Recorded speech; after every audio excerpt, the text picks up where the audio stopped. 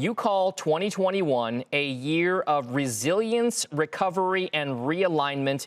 You've thrown right now a newly issued 4,100 price target on the S&P 500. That's a 9% gain. What's driving that bit of action here, and why the positivity? So look, we think the path to economic recovery remains intact. We do think it's going to be choppy. We think there are some potholes. We're in the middle of a big one now, frankly.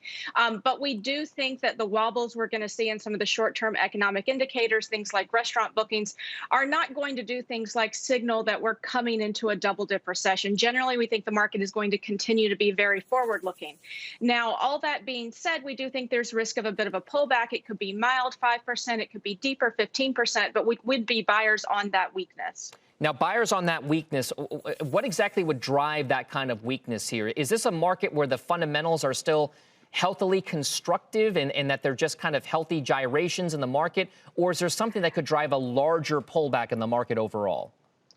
So I think one thing that we've noticed is that if you go back to 2018, we had very crowded conditions, very expensive valuations from a bottom-up stock level perspective. And there was a lot of froth in the market on the basis that there was a tax cut package that had gotten passed out of Washington. And we think the setup is a little bit similar right now. If you look at futures data, AAII retail investors, sentiment's gotten very frothy. Bottom-up valuations are about as expensive as we've seen. And a lot of that has been generated by excitement over the stimulus plan. So we think that investors need to take a little bit of a beat. We do think the economic recovery will continue, but we do think we need to see further drivers. And really, frankly, we think that markets are going to start focusing on 2022 fairly soon. A lot of the good news from 2021 itself does seem baked in at this point. So if that's the case, then do investors and traders fall back on pretty much what's been working for the past decade? That's mega cap technology. We know it's taken a break for the past 3 months, but it seems as though in the early going of 2021, it's pretty much where investors go to. It seems to be the path of least resistance. Does that continue into 2022? I think it does during the pullback period. So I think for 2021 as a whole, these reflation trades are going to work. Things like financials, energy, materials, those are areas that reliably tend to work when rising inflation expectations are in place, and valuations still look pretty good. But in the short term, or while sort of concern in the market is building, I do think you'll see areas like technology, healthcare really do some outperformance, just as people want to stay invested in the market, but do so in a slightly more defensive way. And I do think one thing we have to consider about technology stocks is that the earnings outlook does seem pretty bright. Earnings always seem to come through for those companies. So while you've got sort of concern building on the virus front, concern over some of these short-term economic wobbles, and you've got an earnings season where these numbers are probably going to be pretty good, it doesn't surprise me to see some price action like we've seen in recent days where the tech stocks shine a little bit again. But we do think that'll be short-term. All right, let's bring in CNBC contributor Larry McDonald to this conversation as well. Larry, you're the editor of something called the Bear Traps Report.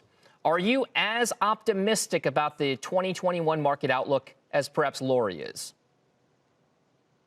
Well, hey, Dom. It's great to talk to you. We have an institutional chat with buy-side, that means, asset managers around the world. We have the largest institutional chat on the planet with close to 1,000 institutional investors. And the one sentiment reading that I see from them, especially this morning and last week, this classic tug of war between growth and value investors. And every time we see a little pickup in COVID globally, more so, the U.S. is doing better than the world over the last couple of weeks.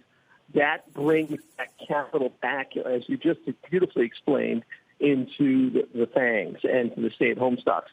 But as we come out, and mark my words, as we come out of this COVID fog through the first quarter, you're talking about a crescendo, a life-changing investment experience.